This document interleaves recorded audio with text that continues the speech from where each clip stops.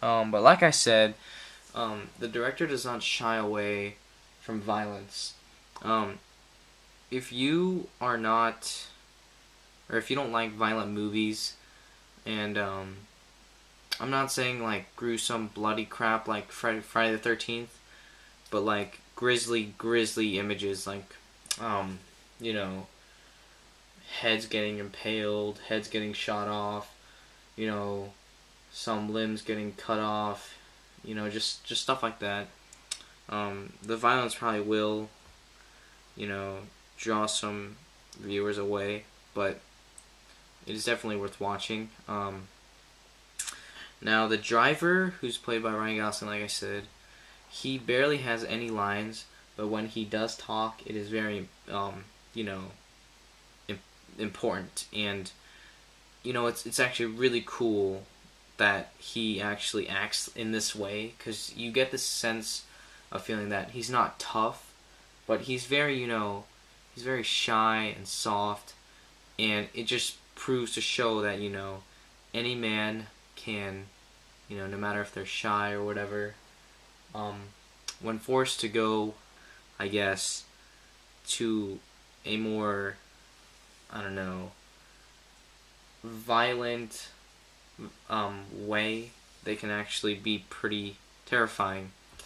And the whole reason why he messes and intertwines with this whole little gang thing is because he loves Irene. So I guess you could say it is for love. But then things get more personal when Bryan Cranston's character, Shannon, is actually killed by Albert Brooks' character. And from that point on, I think the driver sort of goes and does it for revenge and also for love. But um,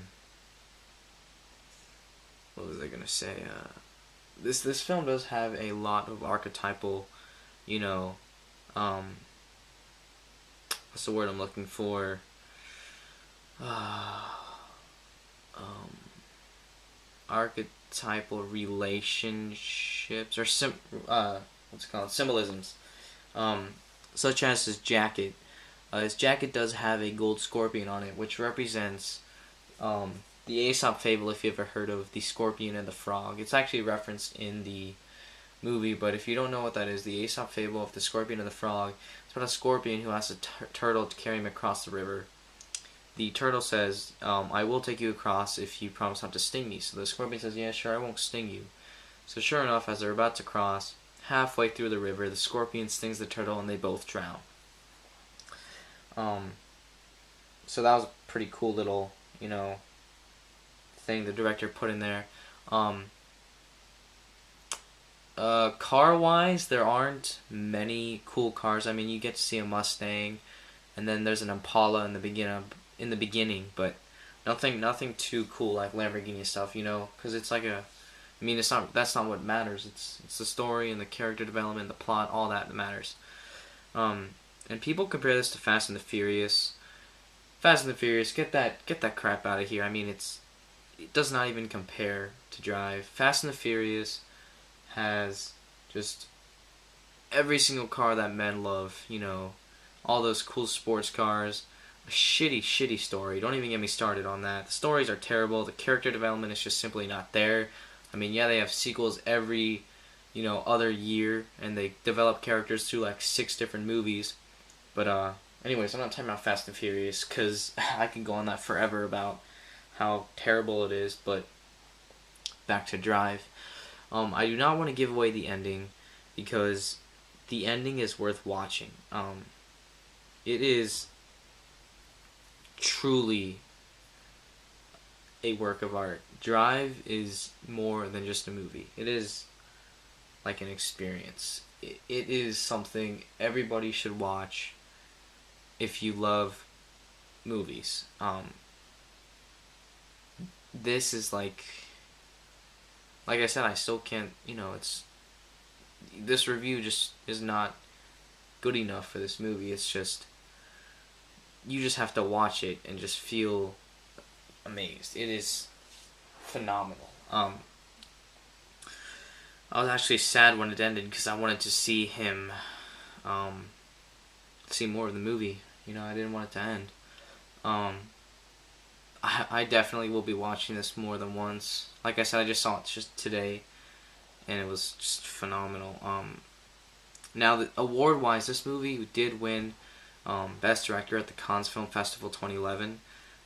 Nicholas Winding Refn won that award, and I'm pretty sure this won other awards at other film festivals. But Ryan Gosling got snubbed for an Oscar big time, big time. Ryan Gosling's acting in this movie is so real that it almost seems like it's not acting. It's almost as if it's just it's phenomenal. Like, the presence that you get when he's on screen is just wow. It's just amazing. He did a perfect, wonderful job playing the driver. And the director even said he wanted Ryan Gosling's character to be that of Clint Eastwood's The Man with No Name, because both of them rarely talked. They both pull off this cool vibe, and it's just a total, just amazing character that they created. Memorable scenes. This movie has a ton, but one scene that sticks in my head, actually two scenes that stick in my head the longest, that I'll remember probably my whole lifetime. The first one is not it's when the driver and Irene go into the elevator together for the second time when there's a hitman in the elevator.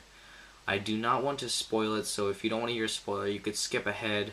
I'll put an annotation where to jump if you don't want to hear it. But basically what happens if you want to hear spoiler, Ryan Gosling, or the driver, takes the hitman, knocks him in the head against the elevator door, and then throws him on the ground and just starts stomping on his head and just absolute skull crushing him, and to the point where he actually engulfs the man's head in his skull. Like, his skull is completely gone, and they actually show a little bit of it, and it's just it's gross.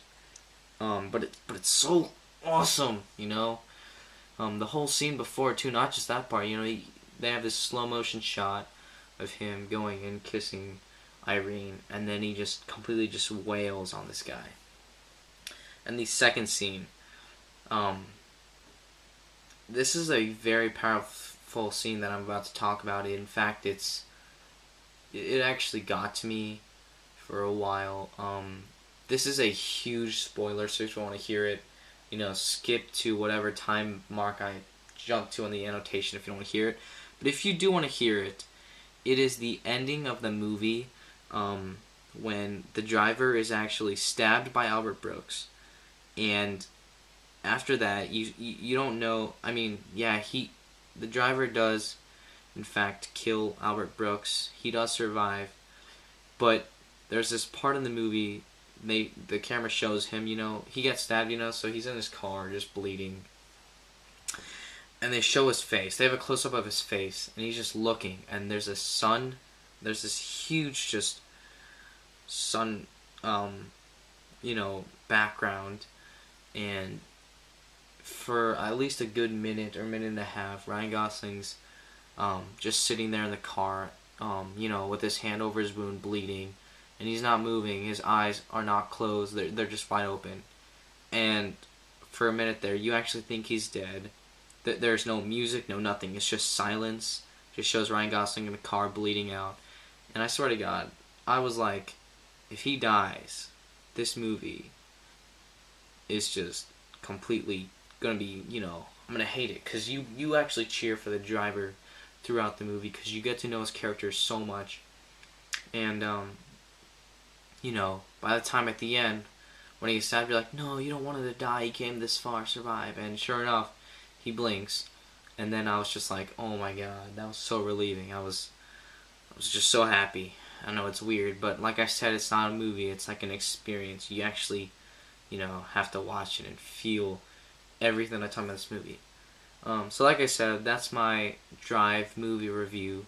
I will be doing a review for the soundtrack because the soundtrack plays a huge part in setting the mood in this movie. But I hope you all enjoyed. Go watch this movie. Buy it. Don't rent it. Buy it. I give it 5 out of 5 stars. Drive is definitely my favorite movie of all time, and I'll see you guys later.